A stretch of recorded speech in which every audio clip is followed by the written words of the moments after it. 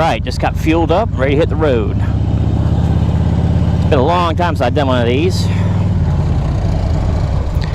But the heat coupled with a busy schedule has precluded me from hitting the open road too much and recording videos. So, actually I've only been on the motorcycle like twice since my Florida trip. It's crazy. Of course, when you have rides like that, sometimes it it dissuades you from wanting to get out there quite so fast again. But I don't know if you can see it, but I took the lower parts, the lower fairing pieces off of my bike the other day. And just gotta get some more airflow right now. It's just too bloody hot. You know, it's actually not too horrible today. It's probably in the 80s, high 80s. A lot better than Florida was, let me tell you that. So old Betsy's fueled up. Let's ride some miles, shall we?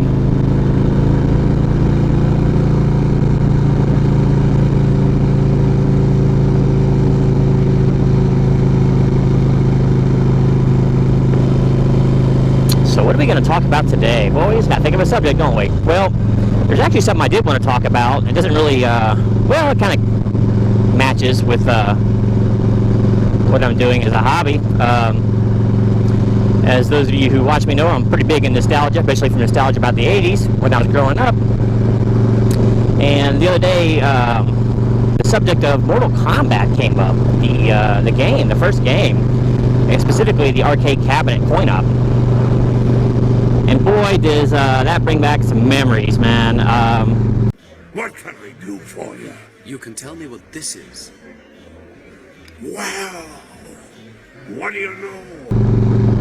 It's something. It really got the old synapses firing. So let's just get into it, shall we? So let me set the stage for you. I'm 16 years old. I'm trying to remember if I had the motorcycle at this point. I might still have the car. I can't remember. But I was working on Long John Silver's at night. I was in high school, but I worked basically full time, even though I wasn't supposed to.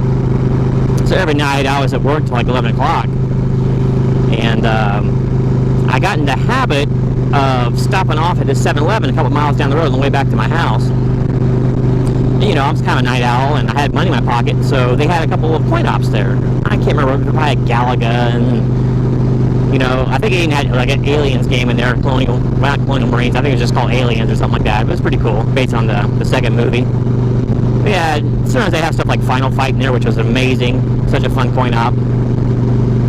But lo and behold, I go in there late one evening, and I hear there's this line at the cabinet. Well, there's never lines there at that time of night, right? And I hear this Ears of the wolf! Get over here! I'm like, I looked around like, what the hell is going on? So I walk up and there's this cabinet, Mortal Kombat. It's like, I didn't know what this was, you know. I wasn't privy to the newest releases that were going on. So it's like, let's see what these guys are talking about, or, you know, are so excited about. And damn, man, if we weren't all hooked. That very same night, I got a $10 roll of quarters from 7-Eleven and proceeded to dump them all, taking turns with a bunch of people at the coin-op, you know. And I was there till like 2 in the damn morning. Wait, a little past curfew, but the things you do for, you know, a video game. So I was playing like Scorpion and Sub-Zero like when people were back then. But I think I tried everybody. You know, I was actually kind of partial to Johnny Cage, even though I wasn't very good with him. But, you know, words can really not describe just what a sensation it was. Because for weeks after this game was released, people would just flood this cabinet at all times. You could go in that 7-Eleven, which is you don't go in there for arcade games, for goodness sake, at any given time, and there would be a couple people with that damn cabinet. I spent a lot of time in coin-ops growing up. There's some great ones out there, and I don't want to relegate them to any lower positions, but I had never before or since seen a phenomenon like Mortal Kombat was, at least in that area. And it was at all the arcades that were around there, which were big, of course, back then. But wow, it was just, I think, a combination of the photorealistic characters and the sound effects that were really good. Finish him! that just drew people in, plus the amazing amount of violence. You weren't used to seeing blood and stuff in games, especially in the cabinets back then, because they had to appeal to everybody, you know. They wanted kids to put their quarters in these games, but this one, it was definitely aimed at adults. You were actually out there killing your opponent. So I remember when the first fatalities were discovered, it was so cool. I actually learned Scorpions by mistake. I think that's the only one I actually ever learned on the cabinet itself. I think it was mid-distance, hold block, and up twice, or whatever it was, on your controller, on the joystick, and then you would incinerate the hapless foe. But it was just incredible. It was such a short-lived phenomenon, you know, a couple months, and then the fanfare died down some, and other things came out. It did actually segue into an even better game, Mortal Kombat 2. But it was just amazing, and heaven only knows how much money I stuck in that cabinet, because almost every time I go in there, I would get a roll of quarters. I think they started carrying extra rolls of quarters because the demand was so high. And I'm sure it pissed people off to no end, us crowding in the lobbies at night, but, you know, what are you going to do? It was available. And, you know, I'll never forget the awesomeness of hearing Goro roar. It was almost kind of scary, you know, and you didn't want to get grabbed by him so much, you actually flinched back a little bit. I'm not kidding, man. It was, you could get into this game. But it was just incredible time. Basically to be alive and to be playing games, to be a gamer like I was. So, I know, I just thought I should talk about that a little bit. And like I said, other games were closed. Oops. Get some... But it was nothing like that. And it really leads me to miss, like, the arcade experience, you know. Back then, of course, you got the NES and the Atari and all that back then, and, well, by that time, I think Sega was around, Genesis, and maybe Super NES. I can't remember if they were out yet. I don't think they actually were, because those were, I think, some of the first ports to those consoles with Mortal Kombat games, because it was such a huge seller. And,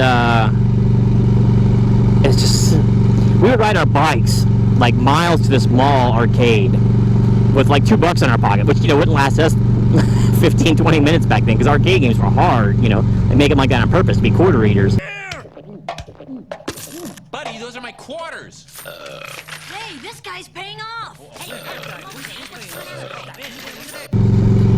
But I mean, I could just picture myself walking through the mall, like snapping up like free tasters of Chick-fil-A. They always had a girl out there with a tray of Chick-fil-A with little nuggets on there you could try for free. We'd take as many as they'd let us take, you know, because we weren't buying anything.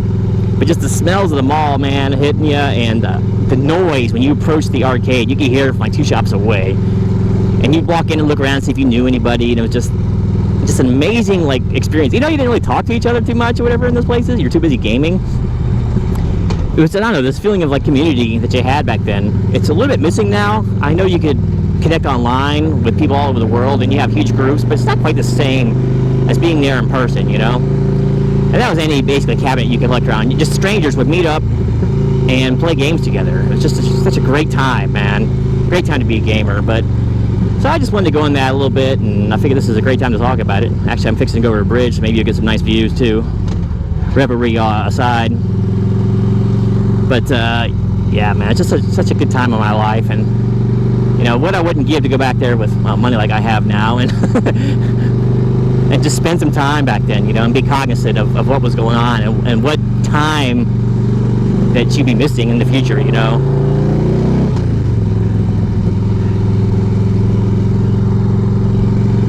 Actually, we're coming up to the Canal River.